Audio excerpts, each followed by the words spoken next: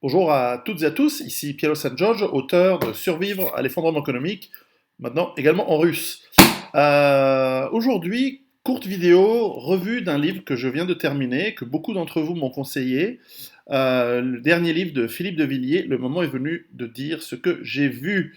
Alors, c'est un livre qui m'a plu parce que j'ai pu découvrir Philippe de Villiers, qui est un personnage de l'économie et de la politique française que je connaissais mal, ou alors simplement dans les années 90 par l'intermédiaire des médias dominants à l'époque où je les écoutais encore, en tout cas je les regardais encore. Je me souviens notamment de la caricature assez marrante qu'en faisaient les guignols de l'info sur Canal+.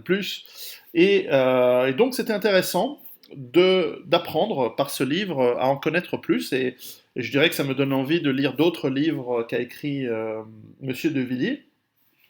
Patriote français, old school, vieille garde, mais enfin intéressant justement à découvrir parce que dans ce livre où il explique finalement au fur et à mesure d'une rétrospective de sa carrière essentiellement politique dans ce cas, où il montre les turpitudes et les corruptions de la vie politique française. Alors, euh, ce n'est pas tant sur le contenu, et je pense que il faut le dire, pratiquement à chaque chapitre de ce livre, à une autre époque, il y avait de quoi faire sauter la République.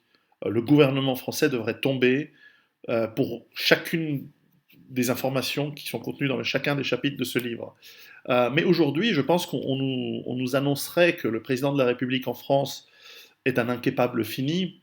Non, mauvais exemple. On nous annoncerait que le président de la République est un nain hydrocéphale adepte de la pédophilie zoophile, avec des chiots, hein, vous voyez. Les gens s'en foutent parce qu'ils regardent la télé.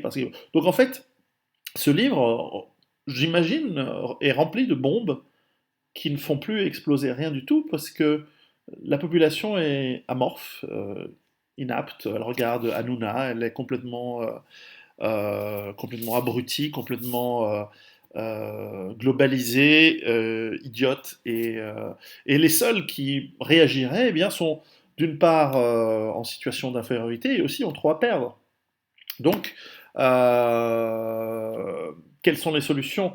Et on en reviendra à la fin de ma petite vidéo.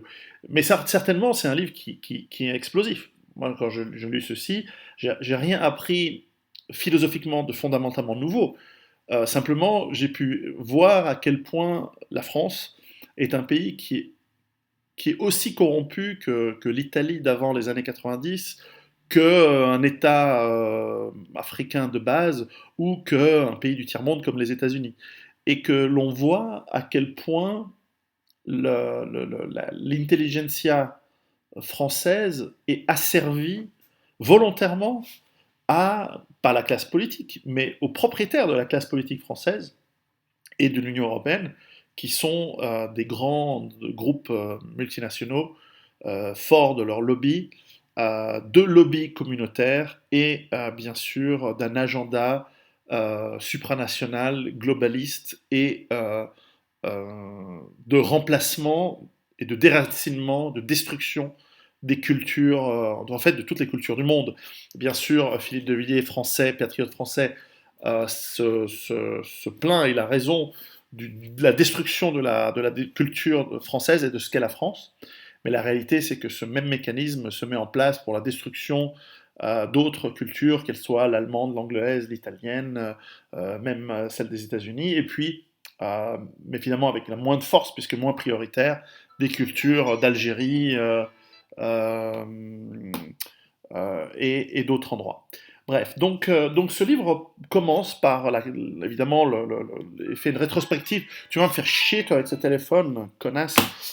Je vais couper ça? Non, je le laisse. Ah, je déteste les gens qui me téléphonent tout le temps. Je précise, c'est pas mon épouse. Je la traite pas comme ça. Bref, où en étais-je? Voilà pourquoi je déteste le téléphone. Normalement, je le garde toujours éteint. Voilà, alors j'ai pris pas mal de notes. Je ne sais pas si vous voyez dans le livre, je fais des petites marques de pages lorsque je lis des livres, et donc chacune est des notes qui me servent soit pour mon travail, soit parce qu'elles contiennent des éléments très très importants à mon avis. Et pour faire bref, et à cause de ça j'ai perdu le fil de ma vidéo, je vous encourage vraiment à lire ce livre qui est un bon, comment dire, c'est un livre qui complète celui de Zemmour, par exemple. Si vous avez lu et apprécié le livre de Zemmour, ce livre sera un bon complément. Il vous permettra de voir peut-être la même analyse finalement, mais d'un autre point de vue, qui est celui d'un politicien patriote, ce qui est rare, ce qui est vraiment rare en France, et on le voit bien, à quel point la politique est un métier sale, est un métier de compromis, un métier de gens euh, euh, ignoble, et de temps en temps, on a quelqu'un qui vraiment a l'air sincère et honnête.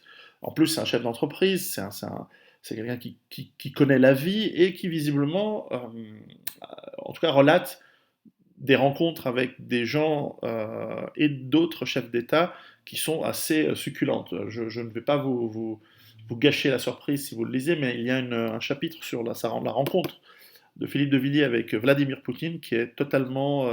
ce chapitre de quelques pages, c'est un chapitre court, est tellement succulent. Rien que pour lire ce chapitre, ça vaut la peine d'acheter ce livre. Parce que vraiment, on voit la différence de calibre entre un chef d'État comme Vladimir Poutine et toutes les merdes qui ont gouverné, en l'occurrence la France, depuis 40 ans et peut-être même plus longtemps. Donc on voit vraiment une analyse de la déchéance, de la décadence, du déclin de la civilisation française, d'une autre manière que le faisait Zemmour, et en cela il est intéressant. Là où évidemment ce livre a sa faiblesse, c'est-à-dire que, de mon point de vue, c'est-à-dire qu'il s'arrête là où commencent les miens. C'est-à-dire que, comme le livre de Zemmour, celui-ci ne donne pas de solution. Simplement, il fait un accablant bilan et réquisitoire de la saleté qui a transformé la France dans ce qu'elle est devenue. Et on sent en lisant entre les lignes que même Philippe de Villiers pense que ce déclin est inéluctable et que l'on ne pourra pas, et en cela je suis d'accord, on va jamais pouvoir revenir en arrière. Je veux dire, on va jamais revenir à ce qu'était la France. En tout cas, la France des années 60. Peut-être qu'on reviendra un jour à ce qu'a été la France de 1805. Peut-être qu'un jour on reviendra à ce qu'était la France de l'an 1000. Mais pas la France des années 50, pas la France des années 60, pas la France des années du 19e siècle. C'est fini. Il y aura autre chose. Et cette autre chose, bien sûr, c'est à vous, à nous tous. Quand je dis nous, c'est en tant que voisins de la France, en tant qu'amis et voisins de la France depuis la Suisse, de le construire. Et de toute façon, en Europe, nous sommes tous dans le même bateau qui est en train d'être submergé, détruit et emporté par ce que j'appelle dans mes livres l'effondrement économique. Alors, il n'y a pas de solution dans ce livre. Du moins, peut-être est-ce que les solutions seront dans le livre suivant. Mais enfin, dans les dernières pages, dans les deux dernières pages de ce livre, et je ne vous en révélerai pas le contenu parce que bon, ça se fait pas de lire les dernières pages, mais certainement on perçoit entre les lignes que le Philippe de Villiers a compris ce que j'ai compris modestement dans Survivre à l'effondrement économique, c'est qu'il va falloir se réenraciner, non plus pour sauver la nation, le pays entier, mais déjà pour sauver quelques personnes. Les graines de ce que sera, en l'occurrence pour lui, peut-être la France de demain. Et qu'on ne va pas pouvoir se battre contre des moulins à vent, on ne peut pas se battre contre des forces supérieures. Il va falloir attendre que l'inévitable cassure, l'inévitable effondrement arrive, attendre que ça s'effondre, attendre que le déluge passe, et ensuite reprendre le terrain au moment opportun lorsque, en tant que, entre guillemets, sauveur, les gens qui ont tenu le coup vont pouvoir revenir, et moi je suis persuadé que ce sera la noblesse, l'aristocratie de demain, qui viendra reconstruire quelque chose. Alors ce quelque chose, encore une fois, ce sera différent. Ce sera pas ce qui a existé, ce sera quelque chose de nouveau. Et je crois que Philippe de Villiers l'a compris. Et donc, s'il m'écoute, je l'encourage à lire mes livres. S'il le souhaite, en tout cas, ce sera un grand plaisir et honneur pour moi d'aller l'interviewer et simplement dialoguer pour les solutions réelles que nous pouvons mettre en place à l'échelle humaine, c'est-à-dire de l'individu, des familles, de groupes. Et pourquoi pas, en l'occurrence, c'est un patriote et il est établi en Vendée, dans cette belle région, très belle région, La Roche-sur-Yon, je sais pas, Pornic, jusqu'à Nantes et les Herbiers. Enfin, j'ai visité cette région, c'est très joli, très belle région, tout à fait propice pour être transformée dans une base autonome durable. Et je pense que la Vendée, comme la Bretagne, comme les régions proches des Pyrénées, comme peut-être la Savoie, peuvent être des régions qui peuvent tenir le coup en tant que bloc, en tant que région, et pas simplement une ferme par-ci, une maison par-là, un individu, une famille.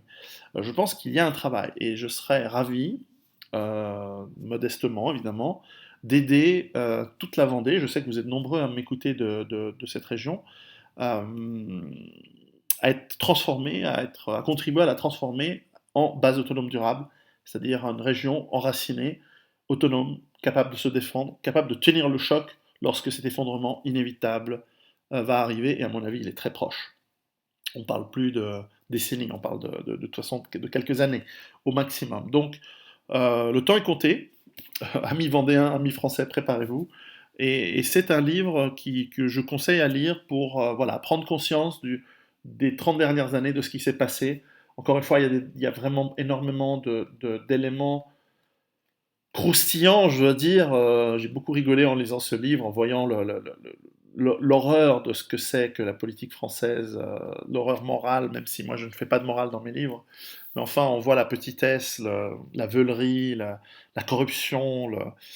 C'est des gens qui, voilà, s'il n'y avait pas l'effondrement économique qui arrive et qui va s'occuper d'eux de toute façon d'une manière extrêmement rapide, euh, il aurait été grand temps de faire venir un Pol Pot avec des tribunaux du peuple pour s'occuper de ces gens-là. Mais ça n'arrivera pas. Donc, enfin, ils vont morfler quand même. Mais enfin bref, bon livre, je vous le conseille, donc édité chez Albin Michel, je pense que vous le trouvez facilement partout. Vraiment un livre intéressant et je suis ravi de connaître enfin d'avoir appris un petit peu plus à connaître par ces quelques lignes ce monsieur Philippe de Villiers qui avait été mal présenté évidemment par les médias et donc pour lequel on pouvait avoir une image, moi j'avais une image totalement neutre, mais on aurait pu avoir une image négative. Je pense qu'en réalité c'est quelqu'un de droit, c'est quelqu'un d'honnête et probablement une personne qui a compris. Et voilà, l'époque des 30-40 dernières années n'était pas propice à ce que des personnes comme ça puissent prendre le devant de la scène, mais ça fait partie, je veux dire, la pourriture et la corruption, quand elles sont là, eh bien, elles ne permettent pas à des gens valables de monter. Ce sont les pires qui montent dans ces situations-là. Donc, je vous conseille de le lire et à très bientôt et surtout préparez-vous.